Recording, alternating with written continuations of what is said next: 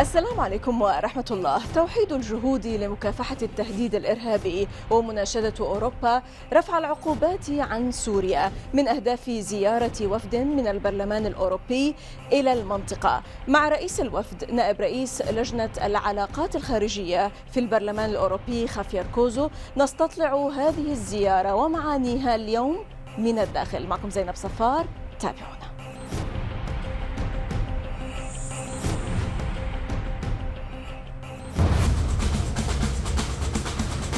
من نقر الطبول في فرقة موسيقية إسبانية انتقل خافير كوسو إلى نقر طبول السياسة في البرلمان الأوروبي. خريج كلية الإعلام بفرعها المرئي والمسموع والمتدرب على تقنيات الصوت في الأفلام السينمائية، تخرج كصحفي تلفزيوني من معهد خوسيه مارتي الدولي للصحافة في كوبا. خافير كوسو الموسيقي والصحفي وصانع الأفلام الوثائقية تمرس أيضا بالنشاط الاجتماعي منذ مطلع الثمانينيات من القرن الماضي، ودخل مضمار السياسة من الشارع، حيث نظم وشارك في تظاهرات واحتجاجات لمكافحة العنصرية وضد الفاشية ولمناصرة حقوق الإنسان والتضامن الدولي. بيد أن اغتيال أخيه الصحفي خوسيه على أيدي القوات الأمريكية الغازية للعراق في عام 2003 ضاعف من اهتماماته بالجيوسياسة والعلاقات الدولية والقضايا العسكرية. منذ ذاك قام خافير مع رفاقه بإنشاء منظمة أصدقاء خوسيه كوسو التي انبرت لمقاضاة كل من ثبت تورطه بمقتل أخيه، الأمر الذي دفع خافير إلى فهم المنطقة العربية أكثر. حزب اليسار المتحد قام بضمه إلى قائمة مرشحيه للبرلمان الأوروبي، حيث أصبح عضوا فيه منذ حزيران يونيو عام 2014، وتولى مهام عديدة ضمن لجان البرلمان. خافير كوسو نائب رئيس لجنة العلاقات الخارجية في البرلمان الأوروبي ورئيس وفد برلماني أوروبي إلى المنطقة، يحدثنا من الداخل عن هذه الزيارة وأهدافها وتقييمه للوضع في سوريا اليوم، ولا سيما أنها ليست الزيارة الأولى على رأس وفد برلماني أوروبي. وماذا عن الانتقادات التي وجهت إليهم عقب زيارتهم الأولى إلى سوريا؟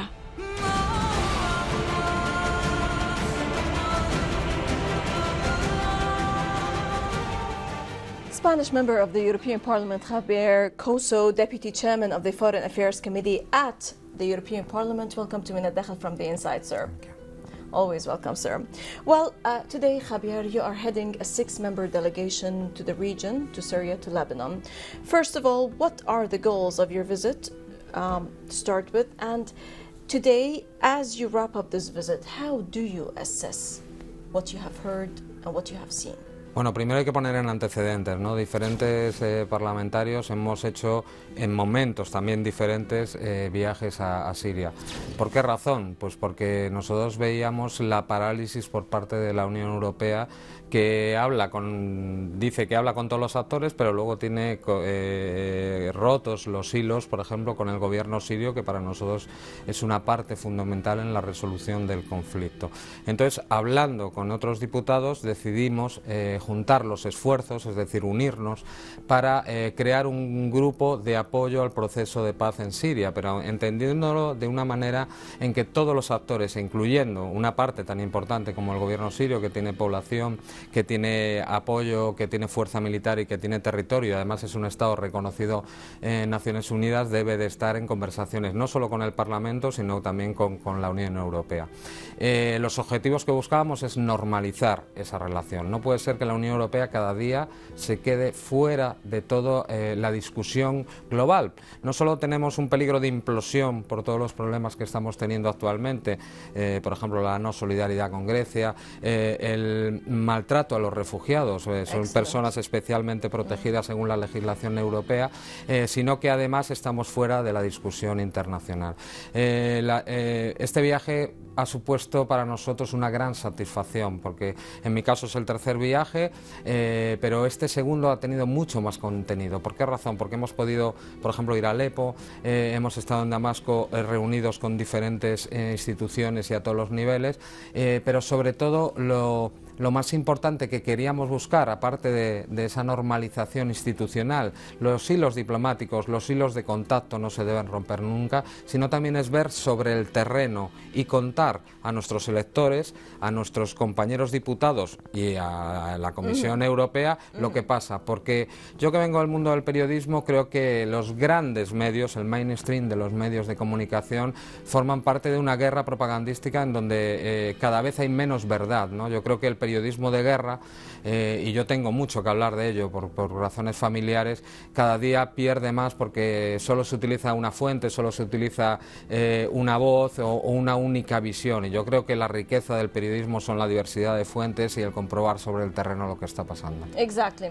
We will talk about the distortion and the disinformation that has been taking place across the various media, the corporate media outlets in the Western world and also in the Arab world.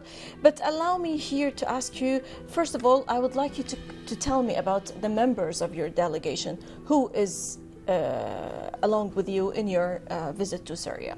Pues en este grupo de apoyo al proceso de paz en Siria es importantísimo porque es una iniciativa individual dentro de nuestra labor política como parlamentarios, es decir, como personas elegidos por nuestros ciudadanos para representarles, pero porque compone la práctica diversidad del Parlamento, es decir, tenemos un diputado italiano que pertenece al Grupo Popular, grupo mayoritario en la Cámara, tenemos al señor Mamikins, que es un diputado socialista, tenemos una diputada de los liberales, tenemos una diputada de los Verdes, tenemos un diputado de 5 estrellas de Italia, con toda la proyección que tiene, que incluso puede disputar el gobierno, y bueno, también estoy yo, que soy parte de la izquierda europea, que somos el cuarto grupo de la Cámara. Es decir, excepto la extrema derecha, estamos representados prácticamente todos, faltarían los conservadores. Por lo tanto, es impresionante lo que hemos logrado, pese a que en el Parlamento Europeo, por desgracia, la corriente se mueve en dos zonas, ¿no? Por ejemplo,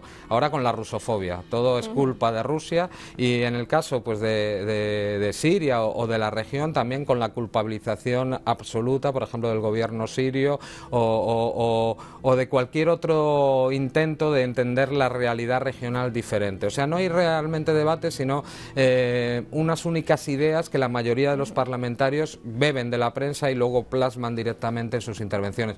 Por eso, lograr esto es algo para nosotros muy importante y que esperamos que pueda tener efecto de cara a no solo a los comités en las comisiones en las que estamos trabajando, sino también a la alta representante o la propia comisión.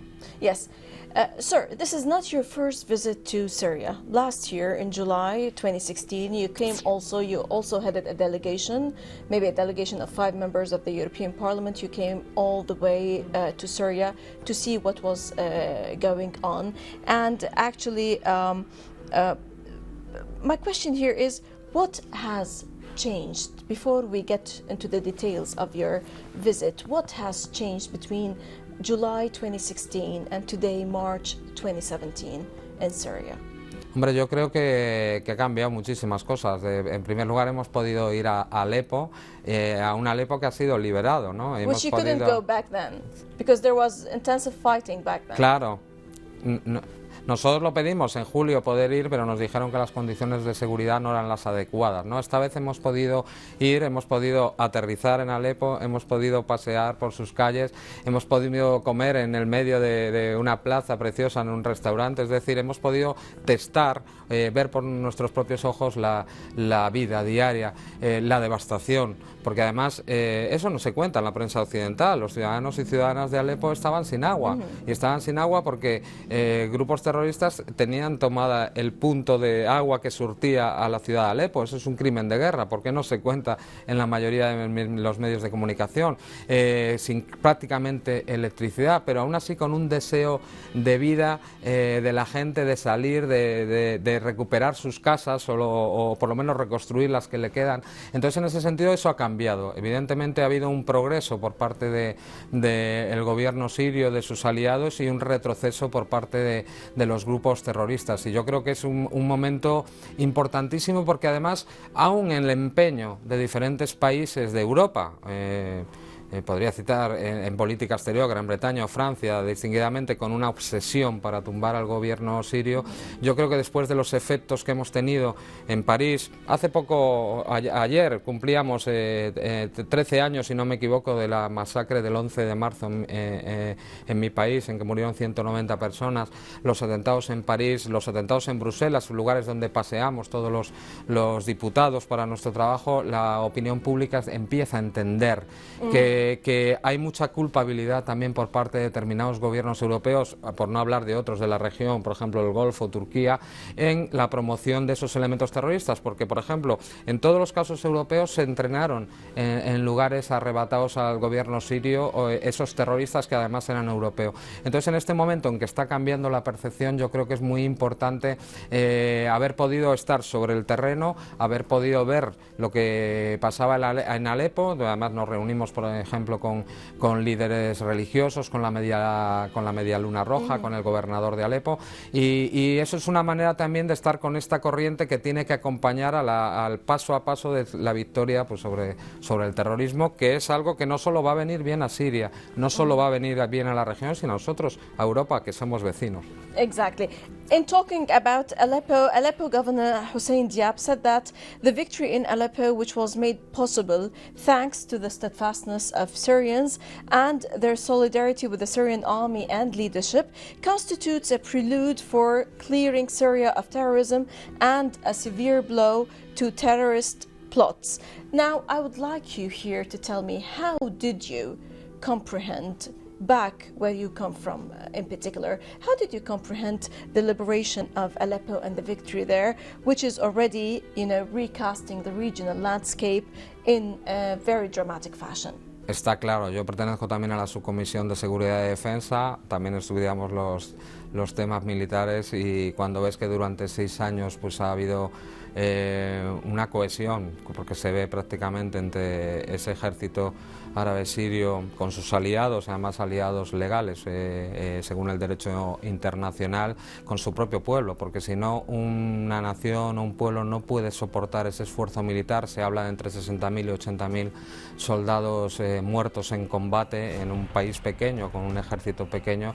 Quiere decir que si no tuviera el apoyo de gran parte de la población no podría haber sido. La primera victoria es cierto que ha sido del ejército árabe sirio, de su pueblo y de sus aliados, porque por ejemplo yo tuve en la Comisión de Asuntos Exteriores al estadounidense que dirigía la coalición que dice que combate contra el Daesh, y yo le preguntaba: ustedes en un año 7.000 y pico misiones aéreas y no hemos visto retroceder al Daesh. Yo le preguntaba: ¿ustedes están haciéndolo retroceder o están conteniéndolo, es decir, prolongando el conflicto? Nunca me contestó, ¿no? Entonces en ese sentido yo comparto esas palabras. Ha sido una victoria que si lo ves en términos militares, no hay una victoria militar si no hay un apoyo decidido por parte de esa población, sobre todo con esas pérdidas tremendas que por ejemplo mi ejército igual no soportaría, ¿no? O mi sociedad no soportaría. Allow us, Javier, to stop now for a short break, and then after the break we're going to talk a bit more about the criticism that you have faced because of your visits to Syria as members of the European Parliament, and also about certain dynamics related to the region, but after the break. إذا فاصل قصير ونعود، لا تذهبوا بعيد.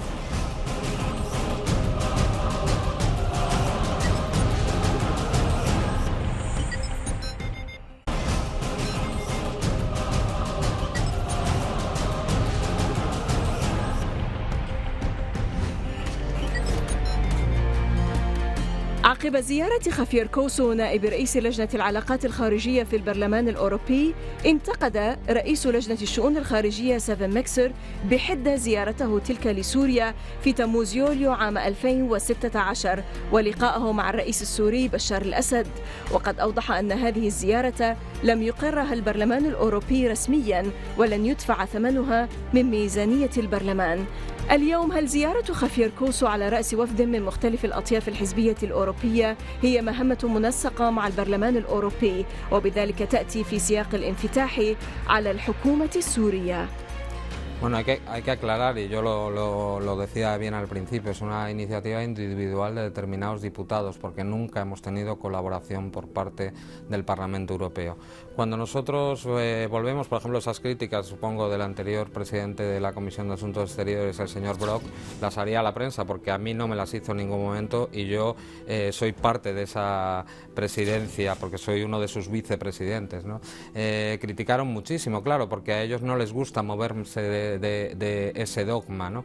Pero lo que sí nosotros es intentamos abrir esas vías institucionales. ¿Qué hicimos cuando llegamos? Pues cuando llegamos nosotros elaboramos un informe que le remitimos a la alta representante en política exterior, Federica Mogherini, y le pedimos una reunión para contarle nuestras apreciaciones, lo que habíamos haciendo una especie de diplomacia de paz, ¿no? Por lo menos, ya que hay una parte que no se quiere entender, vamos nosotros, recogemos su mensaje y se lo trasladamos a la otra parte. Pues no nos quiso recibir. Yo mismo en alguno de los burós que realizamos también el Comité de Asuntos Exteriores a puerta cerrada, a la Federica Mogherini le he preguntado por qué en las diferentes reuniones que se busca la paz no se está hablando con el gobierno sirio, y me dijo que no estaban los canales abiertos. Entonces yo no lo entendía. Entonces, bueno, a nosotros nos da igual que nos estén criticando, porque además el tiempo está cambiando.